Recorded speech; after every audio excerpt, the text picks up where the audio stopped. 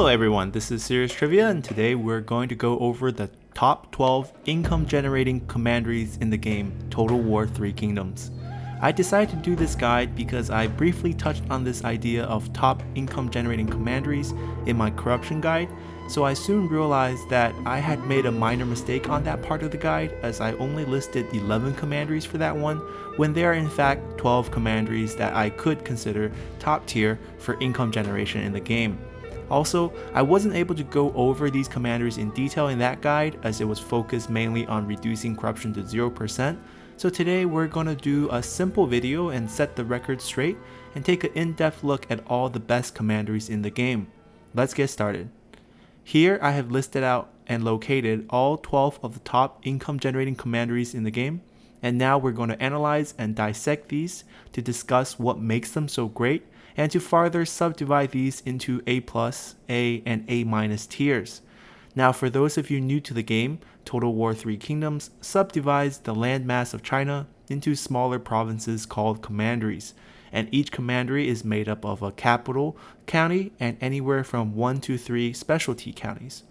We're not going to be spending too much time talking about these specialty counties, as we do have a separate specialty counties guide on the channel already, which I will link in the description below.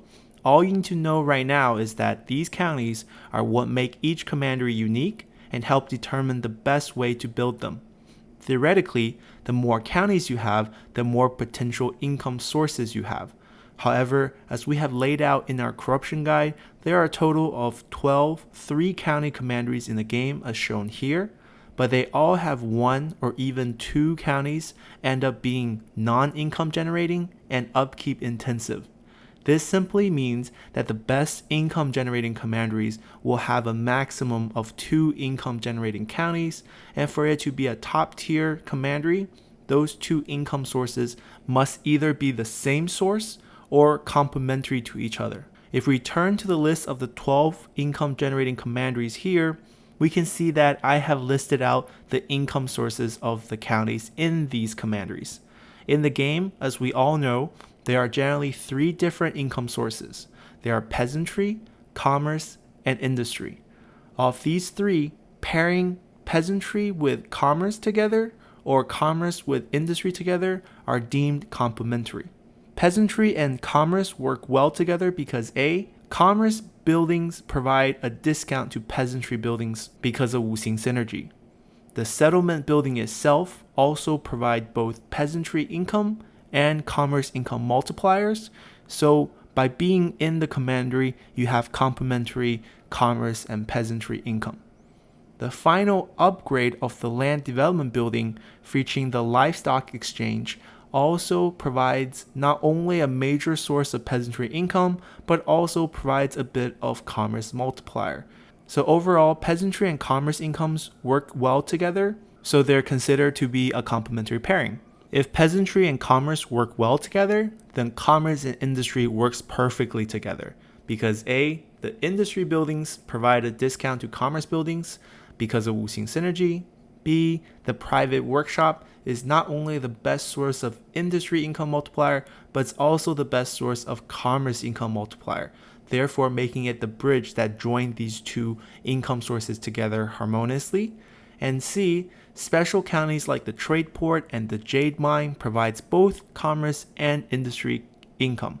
The only pairing here that does not work is peasantry and industry. There is only the labor building chain that provides a population growth boost, which is a strong driver for peasantry income multiplier from base population, and a 40% multiplier for industry income.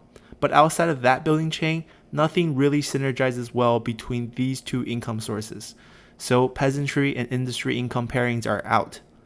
So knowing this, we can now subdivide these commanderies into A+, A, and A- rankings. Starting with A-, we have Cangwu and Nanhai. Both of these commanderies have 3 counties, with a rice paddy county that is non-income producing and upkeep intensive. Even though Cangwu's counties all focus entirely on peasantry income and are agricultural counties, we must also build commerce income buildings in Cangwu to make sure we don't waste the commerce income generated out of the harbor building chain, because Cangwu is located on the Pearl River and also all the commerce income multipliers from the high settlement level that we will need to build up in Cangwu to reach the high population needed for the maximum amount of peasantry income multiplier. The main issue here with Cangwu is that it's going to require you more than 6 building slots to build it optimally. And we voiced this concern in our detailed Cangwu Commandery guide, which you can check out on the channel.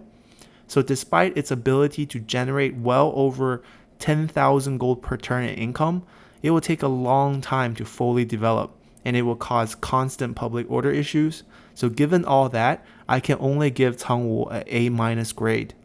Nanhai is even worse because it also has 3 counties, including a rice paddy county.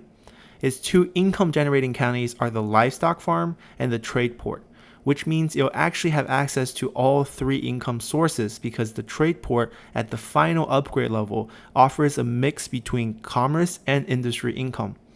This might sound great that you have all 3 sources, but it's actually more of a curse than a blessing, because with only 6 building slots, you once again can't optimize this commandery due to the limited number of building slots, so this is probably the worst commandery out of our list of top 12, but it's still far better than the other 58 commanderies that didn't make this list. Next, we move on to our A commanderies. Here we have Changsha and Puyang leading the way. I'll talk about both of these together as they are very similar. Changsha has 2 commerce generating counties in the tea plantation and the trade port. Puyang has 2 industry generating counties in the iron mine and the copper mine. Both will be built to feature both commerce and industry income, and both have great counties. The tea plantation in Changsha is critical for upgrading all your inn buildings throughout your empire to the tea variety, which generates far more income for all your commanderies. And the copper mine in Puyang helps fight corruption faction-wide. So both of these counties play a very special role in your game, which adds extra value to Changsha and Puyang. However, both of these commanderies also have an upkeep-intensive 3rd county in the armor smith for Changsha and the weaponsmith for Puyang. And these counties will reduce their overall income potential by having a high upkeep. There is an argument that can be made that these 2 are actually A+ commanderies, as the armor smith and weaponsmiths provide exceptional values by providing you with items that are worth a lot in diplomacy. But since this guide is geared entirely towards income generating commanderies, we will just keep these at the top of the A tier. The remaining 5 A tier commanderies are all very similar. They're all a mix of peasantry and commerce, which we already established is not as good as the commerce and industry pairing, because base value of industry income is sky high compared to peasantry and commerce, and peasantry income multipliers require a lot of population, therefore it takes a long time to come online and will have inherent public order issues. And lastly, the ideal commerce and peasantry build requires too many building slots to optimize given our limitation of 6 building slots in commanderies. Now, what makes these 5 commanderies slightly different from Nanhai, who received the bottom ranking in our list, is that they don't have a non-income generating and upkeep intensive county dragging down their income potential.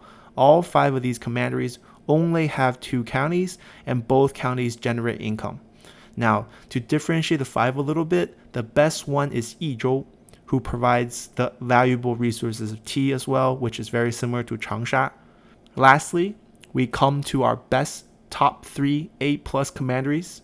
In 3rd place, we have Zangke, which features a tea plantation, which already said is super good for your entire faction, and a trade port, which makes it an ideal commerce and industry pairing. The base values of commerce income is a bit lower when compared to their industry counterpart, but they make up for it with a much higher income multiplier. Overall, what makes Zangke the 3rd place finisher on our list is that its location, because it's really hard to capture Zangke in the base game, regardless of what faction you play. Only Sun Jian has a good shot at taking it in the early to mid game, so with its low accessibility, it gets the 3rd place finish. A close second is Taiyuan. This is Zhengjiang's starting commandery and features an iron mine and a tools maker. This allows Taiyuan to have the highest base industry income in the game. You will definitely round out Taiyuan's income with a commerce income, as the private workshop acts as the perfect bridge between those 2 income sources. However, there is a reason why Taiyuan didn't get the first place finish on our list. Jianye is first place because it's located on the Yangtze River, so the commandery capital comes with a harbor building chain attached. So it not only has two industry commanderies in the copper mine and salt mine, very similar to Taiyuan, it also has a super high commerce income to complement itself. The copper mine is also critical for corruption reduction, as we mentioned earlier in Puyang. So Jianye sits comfortably in first place for our final ranking of the top 12 commanderies in the game, and it also helps that most factions that start on the central or eastern regions of the map have a great shot of taking Jianye in their game. So here are my final rankings. If you want to learn about how to build each one of these commanderies optimally, please consult my individual commandery guide videos, as many of these commanderies already have their own guide on the channel. The ones that don't have one right now will have one made in the near future. Hopefully you have enjoyed this video. If you agree or disagree with any of my rankings, please let me know in the comment section below. Later this week, I will be releasing my buildings overview guide and faction unique building guides for the 8 Princes DLC, as there have been many changes in the new DLC. And this weekend, hopefully I'll also be releasing reform guides for the new DLC as well. Once I have the content for the new DLC all wrapped up, I'll finally have some time to resume my work on some subscriber requested guides like the Yuanshu migration guide, turn 1 guides for all faction, and my new and improved lessons from the battlefield guides. And if there are any guides you would like to see added to the channel, simply leave a comment for a request and I'll add it to my list. Thank you all again for watching and see you next time. Bye!